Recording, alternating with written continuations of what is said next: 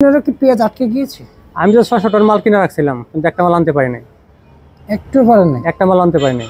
আচ্ছা আচ্ছা আচ্ছা আচ্ছা, বুঝতে পারছি। তার মানে আমি 1000 টনের আইপি জন্য অ্যাপ্লিকেশন করে গেলাম।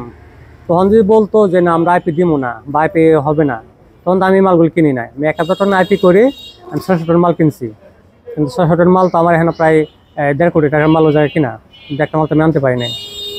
আর্থিকভাবে ক্ষতিগ্রস্ত হইলাম। আসসালামু আলাইকুম। ওয়ালাইকুম আসসালাম। নজরুল ভাই কেমন আছেন? আছি আলহামদুলিল্লাহ, ভালো আছি। নজরুল ভাই, আপনি তো একজন ইম্পোর্টার, তাই না? এবং আড়তদারও আপনি। আর এই যে মেসার্স নিউ আল মাস্টার্স, এই প্রতিষ্ঠান কি আপনার? জি। আচ্ছা, প্রতিষ্ঠান আপনার। আপনি এবং ইম্পোর্ট এবং প্রতিষ্ঠান আপনাদের মতো যারা রয়েছেন, আমদানিকারক রয়েছেন যারা, মানে কিন্তু আসলে এলসি পেঁয়াজ চেয়েছেন। অনেকে এলসি ওপারে মানে বাধা দিয়ে রেখেছে, কিংবা আইপি বন্ধ করে দেওয়াতে মানে আটকে গিয়েছে, বাংলাদেশে আসতেও পারে না। আসলে সেই এলসি পেঁয়াজ এখন কি করা হয়েছে? কি না, ওই জায়গায় যারা মাল ইম্পোর্ট করছিল, মাল কিনছিল, ওই মাল তো ওই জায়গায় নষ্ট হয়ে যাচ্ছে। এই মাল আর আনার সম্ভাবনা খুব কম।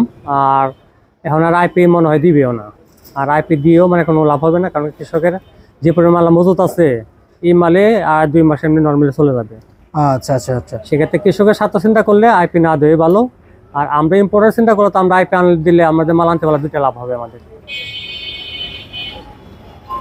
আচ্ছা আচ্ছা আচ্ছা আচ্ছা, বুঝতে পারছি ভাই। আসলে এই বিষয়ে আসলে গভর্নমেন্ট কি দেখছেন যে আসলে দেশের তো রাজস্ব নষ্ট হচ্ছে, তাই না? দেশের তো ডলার বিনিয়োগ হয়েছে না, জি, তাই না? জি। তাহলে এই বিষয়টা আসলে গভর্নমেন্ট কিভাবে দেখছেন যে আসলে আমাদের দেশে যারা আমদানিকারক রয়েছে ওনাদের পেঁয়াজ আটকে গিয়েছে ওপারে? না, এই জিনিসটা তো সম্পূর্ণ ফল্ট করছে গভর্নমেন্ট। ক্যাটার গভর্নমেন্ট ফল্ট করছে। ক্যাটার গভর্নমেন্ট যখন আপনার অনুমোদন দিছিল যে আইপির জন্য, অনুমোদন কেন দিল বা কেন বন্ধ করলো? দিছিল না, একটা ভালো ছিল। হ্যাঁ, দেওয়ার পরে যে আবার 3 দিন পরে বন্ধ করে দেওয়াতে কিন্তু কিছু ইম্পোর্টার দিয়ে একটা নিঃস্ব বানিয়ে ফেলছে। তো সেক্ষেত্রে কৃষকের স্বার্থে আইপি বন্ধ করছে ভালো, কিন্তু প্রথম দিল কেন? না দিলে কিন্তু দেখা যাচ্ছে ইম্পোর্টারটা এত ক্ষতিগ্রস্ত হতো না, আর বাংলাদেশের যে কৃষকরা মোটামুটি ন্যায্য মূল্য পাইতো। সেই হিসাবে আইপিটা দিয়ে চরম একটা মানে ইম্পোর্টারের ক্ষতি করছে, কৃষকের ক্ষতি করছে। আচ্ছা আচ্ছা, মানে সব দিক থেকে ক্ষতি করেছে। জি, বুঝতে পারছি বুঝতে পারছি। আপনারা কি পেঁয়াজ আটকে গিয়েছে? আমি তো 600 টন মাল কিনে রাখছিলাম, কিন্তু একটা মাল আনতে পারি নাই। একটু পারেন নাই? একটা মাল আনতে পারি নাই। আচ্ছা আচ্ছা আচ্ছা আচ্ছা, বুঝতে পারছি। তার মানে আমি 1000 টনের আইপি জন্য অ্যাপ্লিকেশন করে গেলাম।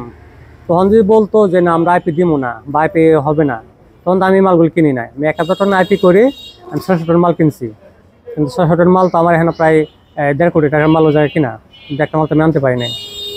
আর্থিকভাবে ক্ষতিগ্রস্ত হইলাম। এটার জন্য দায়ী তো সরকার। বুঝতে পারছি বুঝতে পারছি। তার মানে এই বিষয়ে সরকার আসলে খুব মানে পুরোপুরি দায়ী। জি।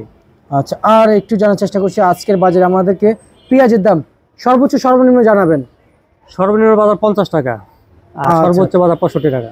সর্বোচ্চ বাজার 65 টাকা। আর আলু কত বিক্রি হয়েছে? আলু 3 টাকা থেকে 10 টাকা। 3 টাকা থেকে 10 টাকা। 10 টাকা বিক্রি চলছে আজকে, না? জি। আচ্ছা আচ্ছা আচ্ছা আচ্ছা আচ্ছা। এটা রাজশাহীর একদম ভালোটা। রাজশাহীর ভালো আলু। জি। রসুন কত বিক্রি চলছে? রসুন সর্বনিম্ন 40 টাকা, সর্বোচ্চ 70 টাকা। সর্বোচ্চ 70 টাকা রসুন বিক্রি চলছে। জি। আচ্ছা আচ্ছা, তার মানে আমরা রসুনের বাজার বাড়বে কিনা ভাই? রসুন বাজার বাড়ার সম্ভাবনা কম।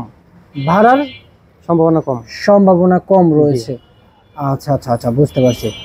ঠিক আছে, আপনাকে অসংখ্য ধন্যবাদ। Thank you.